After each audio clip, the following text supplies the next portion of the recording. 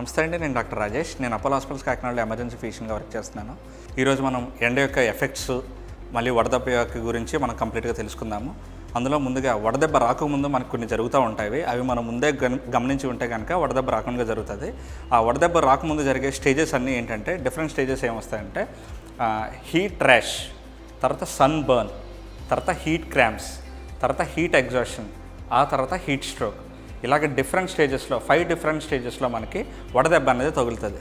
So ముందుగా మనం చూడాల్సింది ఏంటంటే హీట్ ర్యాష్. హీట్ ర్యాష్ అనేది ఏంటంటే మనం ఒక గంట కనుక ఒక ఎండలో కనుక ఉంటే మన చేతిలో ఏదైతే ఎక్స్పోజ్ అయ్యిందో అంటే బట్ట లేకుండా ఉన్న స్కిన్ పార్ట్ ఎక్స్పోజ్ అయిన పార్ట్ అంతా కూడా ఎండకి ఎక్స్పోజ్ అయ్యి దానివల్ల మనకి రెడ్గా మారుతుంది. ఎరుపు రంగులో మారిన తర్వాత అక్కడ మనకి దురదలా రావటం కానీ అక్కడంతా డ్రై అయిపోవటం కానీ స్కిన్ లాంటివి జరుగుతుంది. దాన్ని హీట్ ర్యాష్ అంటారు. అలా అంటే మనకి ఏదైనా దోమ కుట్టి తట్టు ఎలా వస్తుందో సేమ్ అదే పద్ధతిలో వచ్చేదాన్ని హీట్ ర్యాష్ అంటారు. సో అలా హీట్ ర్యాష్ వచ్చినప్పుడు మనం చేసుకోవాల్సిన పనులు ఏంటంటే దాన్ని దేనితోటన్నా కవర్ చేయటం కానీ తడితో దాన్ని తడిపి ఉంచడం కానీ దాని మీద ఉన్న హీట్ ఎఫెక్ట్ని తగ్గిస్తే ఆటోమేటిక్గా హీట్ ర్యాష్ అనేది తగ్గుతుంది. నెక్స్ట్ స్టేజ్ వచ్చేసి సన్ బర్న్ స్టేజ్లో ఏమవుతుందంటే మనకి బొబ్బల్లాగా వస్తుంది. అంటే ఇప్పుడు స్కిన్ మీద తీసుకుంటే కనుక ఇక్కడ ఉన్న స్కిన్ మీద తీసుకుంటే కనుక ఇలా చిన్న చిన్న బొబ్బల్లాగా వస్తుంది. ఏదో మనకి చేతి మీద ఏదైనా వేడిది పడినప్పుడు ఎలాగైతే బొబ్బలు వస్తాయో లేకపోతే వేడిదిగా ఏమైనా కాలినప్పుడు బొబ్బలు ఎలాగ వస్తాయి అలాగా బాడీ మీద ఎక్కడన్నా హీట్ ఎక్స్పోజ్ అయితే ఆ హీట్ ఎక్స్పోజ్ అయిన పార్ట్లో మనకి బొబ్బలు వచ్చే అవకాశం ఉంటుంది. దీన్ని కూడా మనం తడితోటి అంటే చల్ల గుడ్డతో కానీ చల్లటి నీటితో కానీ చేస్తే కనుక ఈ సన్ బర్న్ అనేది తగ్గే అవకాశం ఉంటుంది. కానీ ఈ సన్ బర్న్ స్టేజ్లో ఏంటంటే మనకి నోటి ద్వారా కూడా మనం ఏదన్నా చల్లనిది ఏదైనా తీసుకుంటే కనుక ఈ సన్ బర్న్ తగ్గే అవకాశం ఉంటుంది. ఆ నెక్స్ట్ స్టేజ్ వచ్చేసి హీట్ క్రాంప్స్లో ఏమవుతుందంటే ముఖ్యంగానే బాడీలో ఉన్న మజిల్స్ 2 రకాల మజిల్స్ ఉంటాయి. యాక్టివ్ మజిల్స్ అనేవి చెప్పి మన ఇన్వాలంటరీ మజిల్స్ ఉంటాయి. యాక్టివ్ మజిల్స్ అనేవి ఏంటంటే మన చేతితో చేసే పనులు కానీ కాలుతో చేసే పనులు కానీ మన ఎండలో కనుక ఒక 2-3 అవర్స్ కనుక నడుచుకుంటూ వెళ్తే కనుక ఆ మజిల్స్లో ఉన్న వాటర్ అంతా కూడా ఆవిరైపోతుంది. అక్కడ ఉన్న ఎలక్ట్రోలైట్స్ అన్నీ కూడా ఆవిరైపోయి మనకి క్రాంప్స్ వచ్చే అవకాశం ఉంటుంది. అంటే కాళ్ళు నొప్పులు రావటం కానీ కాళ్ళు లాగేయటం కానీ చేతులు లాగేయటం కానీ ఇలాంటివన్నీ జరుగుతాయి. మన ఇన్వాలంటరీ మజిల్స్ అంటే కడుపులో ఉండే మజిల్స్ లేదంటే మనకి కిడ్నీల దగ్గర యూరేటర్లు అనేవి ఉంటాయి కదా అక్కడ ఉండే మజిల్స్.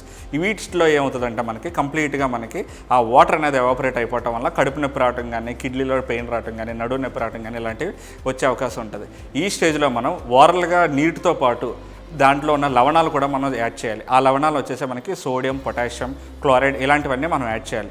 ఇవి మనకి ఎలా దొరుకుతాయి అంటే కనుక కొబ్బరి నీటిలో కానీ బటర్ మిల్క్లో కానీ నిమ్మకాయ నీటిలో కానీ లేదంటే మనం ఇంట్లో తయారు చేసుకోవచ్చు. గ్లూకోజ్ యాడ్ చేసుకోవటం కానీ లేదంటే ఉప్పు ప్లస్ షుగర్ యాడ్ చేసి 1 లీటర్ నీటిలో కలుపుకొని తాగితే ఆటోమేటిక్గా మన ఎలక్ట్రోలైట్స్ అనేవి రీప్లేస్ అవుతాయి. ఈ స్టేజ్లో మనం అంటే హీట్ క్రాంప్ స్టేజ్లోనే మనం ఐడెంటిఫై చేస్తే మనం నోటి ద్వారా తీసుకోవటం వల్ల మనం హీట్ ఎగ్జాషన్ స్టేట్కి వెళ్ళకుండా ఉంటాం. నెక్స్ట్ స్టేజ్ వచ్చేసి హీట్ ఎగ్జాషన్. ఈ హీట్ ఎగ్జాషన్ స్టేజ్లో ఏమవుతుందంటే మనకి మిగతా బాడీ పార్ట్స్లోని అంటే ఇందాక మనం చూసినట్టు మజిల్స్లోని కాళ్ళు మజిల్స్లోని చేతుల మజిల్స్లోని లేదా కడుపు మజిల్స్లో ఉన్న వాటర్ ఎలా అయితే ఎవాపరేట్ అయిందో బాడీలో ఉన్న ఆర్గాన్స్లో నుంచి కూడా ఎవాపరేట్ అవ్వటం మొదలవుతుంది. అది ముఖ్యంగా వచ్చేసి మనకి బ్రెయిన్లో ఉన్న వాటర్ మొత్తం అంతా ఎవాపరేట్ అయిపోవటం మొదలవుతుంది. దానివల్ల ఏమవుతుందంటే మనకి తలపోటు రావటం కానీ వాంతులు వికారంగా ఉండటం కానీ లేదంటే ఒకవేళ స్రోతప్పు పడిపోవటం కానీ లేదంటే బీపీ తగ్గిపోవటం కానీ ఇలాంటివి జరుగుతూ ఉంటాయి. ఈ స్టేజ్లో కూడా మన బాడీ అంతా కూడా చెమట పట్టుతూ ఉంటుంది. దీనివల్ల ఏమవుతుందంటే బాడీ అంతా కూల్గా ఉంటుంది. మనకంటే ఒక 3-4 అవర్స్ ఎండలో కనుక తిరిగితే బాడీ చెమటలు పట్టేసి బాడీ కూల్గా ఉండి తలనొప్పి రావటం కానీ వాంతులు వికారంగా రావటం కానీ కడుపులో నొప్పి రావటం కానీ ఇలాంటివన్నీ ఉన్నాయంటే ఇదంతా హీట్ ఎగ్జాషన్ స్టేజ్ అనమాట. ఈ స్టేజ్లో కూడా మనం నోటి ద్వారా తీసుకుంటే మనకన్నీ తగ్గిపోతాయి. ఈ స్టేజ్లో మనం ఓన్లీ ఓపెన్ ఎయిర్కి ఎక్స్పోజ్ అవ్వాలి, ఎండకి ఎక్స్పోజ్ అవ్వకూడదు, ఏసీ లాంటి వాటిలో మనం ఉండరాదు. నెక్స్ట్ వచ్చేసి హీట్ స్ట్రోక్ అంటే దీన్ని తెలుగులో మనం ఏమంటామంటే వడదెబ్బ అంటాం.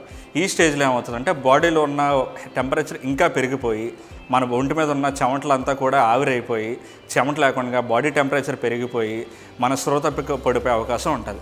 ఈ స్టేజ్లో ఏమవుతుందంటే మనం నోటి ద్వారా ఇవ్వడానికి కొంచెం ఇబ్బందిగా ఉంటుంది కాబట్టి కంపల్సరీగా ఇంట్రావీనస్ అంటే నరం ద్వారా మనం దాన్ని రీప్లేస్ చేయాలి.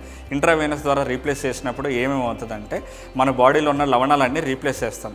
హీట్ స్ట్రోక్లో ఉండే ముఖ్య ప్రాబ్లం ఏంటంటే మన బ్రెయిన్ మన మాట వినే స్థితిలో లేకుండా అన్కాన్షియస్లోకి వెళ్ళే అవకాశం ఉంటుంది. కోమాలో ఉంటారు పేషెంట్.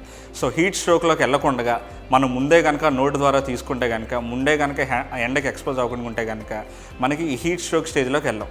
కానీ ముఖ్యంగా దీంట్లో చేసే తప్పు ఏంటంటే జనరల్గా చెమటలు పెట్టినప్పుడు కానీ అంటే హీట్ ఎగ్జాషన్ స్టేజ్లో ఉన్నప్పుడే చెమటలు పెట్టేసి బాడీ టెంపరేచర్ కూల్గా ఉన్నప్పుడు తలపోటు ఇవన్నీ ఉన్నప్పుడు మనం చేసే తప్పు ఏంటంటే మనం కంప్లీట్గా ఏసీ రూమ్లోకి వెళ్ళిపోతాం. బయట మీరు 1 అవర్ ఎండ్లో ఎక్స్పోజ్ అయినా ఏసీ రూమ్లో ఒక 2 అవర్స్ ఎక్స్పోజ్ అయినా రెండు ఒకటే. ఏసీ రూమ్లో ఉన్నప్పుడు ఏమవుతుందంటే మన బాడీలో ఉన్న మాయిస్ట్ అంతా కూడా ఏసీ అనేది ఎక్స్ట్రాక్ట్ చేసుకుంటుంది. ఆటోమేటిక్గా మనకు తెలియకుండానే ఆ హీట్ ఎగ్జాస్షన్ ఎలాగ అవుతుందో దీంట్లో మనకి కోల్డ్ ఎగ్జాస్షన్ అవుతుంది. దీంట్లో మనం కంప్లీట్గా మన బాడీలో ఉన్న వాటర్ తీసుకోవడం వల్ల మనం ఏసీలోనే ఉండి మనకు తెలియకుండా హీట్ ఎగ్జాస్షన్ స్టేజ్లో అంటే హీట్ స్ట్రోక్ స్టేజ్లోకి వెళ్తాం. ఇలాగ వెళ్ళటం వల్ల మనకి నోటి ద్వారా ఇవ్వకుండా కంపల్సరీగా ఇంట్రావెనస్ ద్వారానే ఇవ్వాలి. ఇవి మనకి different stages of heat stroke. ఏ స్టేజ్లో ఉన్నా కానీ మనం వడదెబ్బ స్థితిలోకి రాకుండా ఉండాలి అంటే మనం కంప్లీట్గా సన్కి అనేది ఎక్స్పోజ్ అవ్వకుండా ఉండాలి. మన బాడీలో ఏ విధమైన చర్మము అంటే స్కిన్ ఏది కూడా సన్కి ఎక్స్పోజ్ అవ్వకుండా ఉంటే చూసుకుంటే సరిపోతుంది. ఒకవేళ ఎక్స్పోజ్ అయినా హీట్ ర్యాష్ స్టేజ్లోనే మనం దాన్ని చల్లబరుచుకుంటే ఆటోమేటిక్గా సన్ బర్న్ స్టేజ్లోకి వెళ్ళాం. వన్స్ సన్ బర్న్ స్టేజ్ కూడా అవాయిడ్ చేయగలిగితే హీట్ క్రాంప్ స్టేజ్లోకి వెళ్ళాం. వన్స్ హీట్ క్రాంప్ స్టేజ్ని కనుక అవాయిడ్ చేయగలిగితే హీట్ ఎగ్జాషన్ స్టేజ్ ఆపగలం. హీట్ ఎగ్జాషన్ స్టేజ్ కనుక మనం అవాయిడ్ చేయగలిగితే హీట్ స్ట్రోక్ స్టేజ్లోకి ఆపగలం. సో ఇలా డిఫరెంట్ స్టేజెస్లో అంటే మనకి హీట్ ఎగ్జాషన్ స్టేజ్ అంటే 4th స్టేజ్ వరకు కూడా మనం కంప్లీట్గా నోటు ద్వారా ఇవ్వటం వల్ల మనం దాన్ని అవాయిడ్ చేయగలం. ఇవన్నీ అవాయిడ్ చేయాలంటే మనకి తలకి ఏదైనా క్యాప్ లాంటిది పెట్టుకోవటం కానీ, వదులుగా ఉన్న దుస్తులు వేయటం కానీ, 2-3 బట్టలు వేసుకుని చెమటని ఆపుకుందాం అనుకుంటే అది చాలా ప్రమాదకరం. మనకి ఎంత ఎగ్జాస్ట్ అవుతున్నామో మనకు తెలియకుండా ఉంటుంది, మన చెమట ఎంత పడుతుందో మనకు తెలియకుండా ఉంటుంది. అందుకే వదులుగా ఉన్న దుస్తులు వేసుకోవడం అనేది చాలా ఇంపార్టెంట్. ఎండకి ఎక్స్పోజ్ అవ్వకుండా చర్మాన్ని అన్నింటిని కూడా కవర్ చేసుకొని ఉంటే కనుక మనకి ఏ విధమైన హీట్ స్ట్రోక్ కానీ హీట్ ఇల్నెస్ కానీ రాకుండా ఉంటుంది. ఇలాంటి ఏ స్టేజ్ అయినా కానీ మనం ఎంత నీరు తాగాలి, ఎంత లవణాలు మన బాడీలో రీప్లేస్ చేయాలని తెలుసుకోవడానికి మనకు చిన్న ఫార్ములా లాంటిది ఉంటుంది. అదేంటంటే మనం 1 గంట కనుక ఎక్స్పోజ్ అయితే 1 అర లీటర్ వరకు తాగాలి.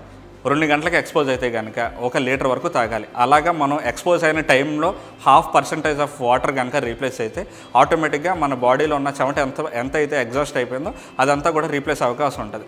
ఉత్తి వాటరే తాగకుండా అంటే చన్నీళ్ళు తాగకుండా చల్లగా ఉన్న నీళ్ళు తాగాలి కానీ ఫ్రిడ్జ్లో ఉన్న నీళ్ళు లాంటివి తాగకూడదు. ఇలా నీళ్ళతో పాటు లవణాలు కూడా రీప్లేస్ చేయాలి. అంటే ఉప్పు, గ్లూకోజ్, సోడియం క్లోరైడ్ లాంటివి రీప్లేస్ చేయగలిగితే బాడీలో ఉన్న లవణాలు కూడా రీప్లేస్ అయ్యే అవకాశం ఉంటుంది. ఈ ఎండాకాలం సమయంలో ఈ చిట్కాలన్నీ కూడా మీకు ఉపయోగపడతాయని ఆశిస్తున్నాము. నమస్తే, థ్యాంక్ యూ.